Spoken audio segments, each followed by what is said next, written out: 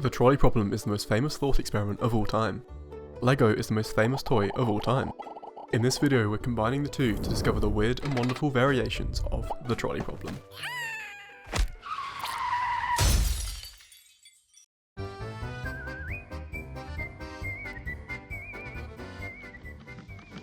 A trolley is rolling uncontrollably down a railway track. Ahead, 5 people are tied to the track and will be killed if nothing is done to save them. You find yourself at an intersection, standing beside a lever. If you pull it, the trolley will be diverted to a second track, saving the lives of the 5 people. Great, this is your time to be a hero. But who would have thought? There's a catch. On the second track, there's one person tied to it, who will also be killed if you choose to divert the trolley.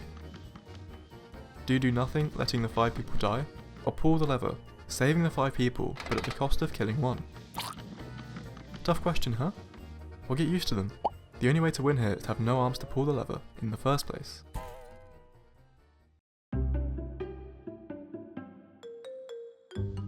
For those of you with arms, 90% of you lovely logical people probably slam that lever to the ground, saving the 5 but dooming the unfortunate singular soul to a closed casket funeral. Good for you. The other 10% of you did nothing, resulting in the death of 5 people. This split in opinion is common in online polls. But when people are made to make this decision in real life, things aren't this simple. For a start, when you tie people to a railway track, you go to prison. But when you replace them with something boring like construction workers, and people are actually given the option to save the lives of the many over the lives of the few, 90% of them freeze and claim afterwards, "I thought the trolley would have had sensors, I thought pulling the lever might have messed something up. I thought the people tied to the track would just get a grip and untie themselves." So let me ask you again. Would you really pull the lever if real lives were at stake?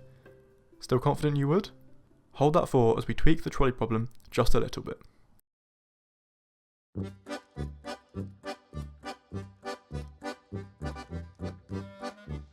The uncontrollable trolley is rolling down the railway towards 5 people who are tied to the track. This time, you're on top of a bridge above the railway, standing behind a ginormous person. To stop the trolley, you could push this giant individual. Their body would derail the trolley, but kill them in the process.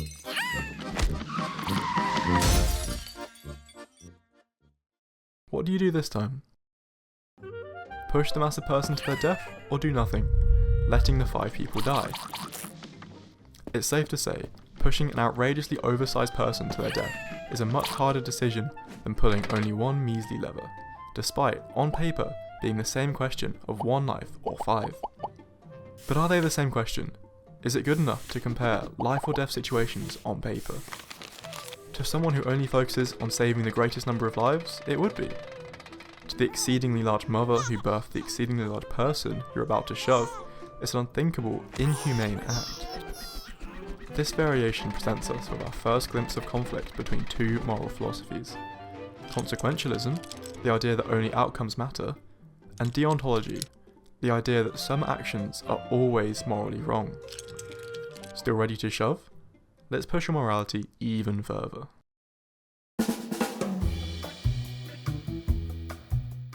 Forget about trolleys for a moment. A doctor has 5 patients. Each are critically ill and in need of an organ transplant. A 6th patient walks in, with only a minor bruise. Should the doctor sacrifice this one healthy patient to save the 5 sick patients? Most people say no. It feels massively unfair to the healthy patient and makes us never want to see a doctor again in case we get sacrificed to the trolley problem. So why does deontology trump consequentialism this time? Maybe because we assume the sick people have done it to themselves by making unhealthy lifestyle decisions. Maybe because we don't like a third-party surgeon playing God. Or maybe because we picture ourselves as the healthy person being sacrificed. But none of these answers erase the fact that this is, logically, the same trade as before, saving 5 lives by sacrificing 1. As we've seen, these trolley problem variations get morally trickier as the right thing to do becomes less obvious. Eventually, we lose confidence that the logical decision is the right one to make. For some, the line is pulling the lever determining somebody's fate. For others, it's pushing a person to their death or surgically removing their organs. But what's the point of all this? What does this moral line reveal about us, our society, and why so many people are tied to railway tracks? In 1967, British philosopher Philippa Foot created the trolley problem to explore the moral dilemma of abortion. The American philosopher Judith Jarvis Thomson then popularised the thought experiment by adding the fat man and transplant surgeon variations to challenge broader ethical philosophies, reshaping the trolley problem into a useful tool to assess our moral reasoning in difficult situations. If you're still after some more trolley problem variations, make sure you stay tuned for our video where we'll be putting your morality to the test against some of our own trolley problem variations.